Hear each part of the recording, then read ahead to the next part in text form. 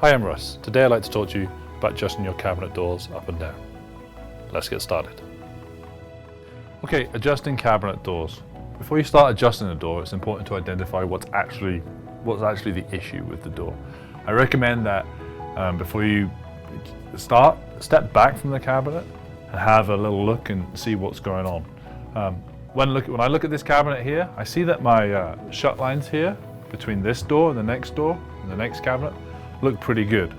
But the thing that does jump out to me is that this door here seems lower than the doors either side, which tells me that we need to adjust this door and move this door upwards.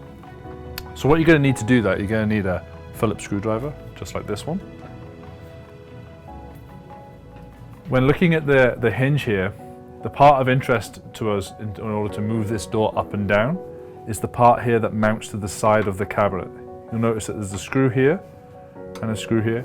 There's also the same at the top. Those are the screws that we need to loosen to adjust the height of this door. It's really important when doing this that you adjust both of the hinges equally and at the same time. Don't just loosen one, push the door up and then tighten the screw, because that puts pressure on the hinges. So I'm just going to take my screwdriver here. I'm going to loosen the screws. I'm just going to do about 3/4 of a turn on the screwdriver. I'm going to reach up and do the same on the top. There's another screw up there. So now that I've loosened the hinges on the cabinet, you can see that the door will now move up and down. Like with any of the adjustments on cabinetry, I wouldn't recommend that you move it the full distance. You just want to start a little bit at a time. So if just by pushing the door up with my right hand, I'm just going to lift that door up a little bit like that. See the door moving up? Now I'm just going to take my screwdriver. I'm just going to tighten those screws back up. And then I'm just going to tighten the screws at the top back up.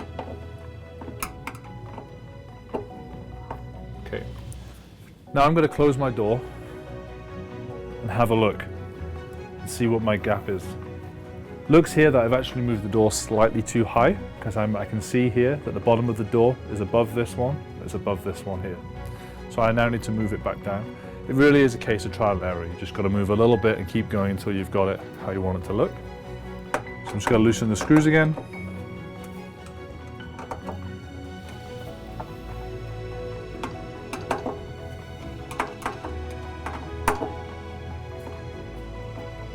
Okay. Tighten those back up.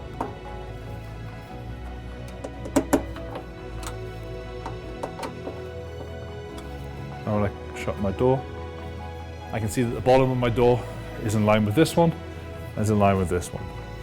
Sometimes you might have to move a couple of doors to make everything look right. Once again, once you finish adjusting the door, you're here, it is always important to step back, have a look what you've done, and make sure that all of your shut lines look good. That's how you do it.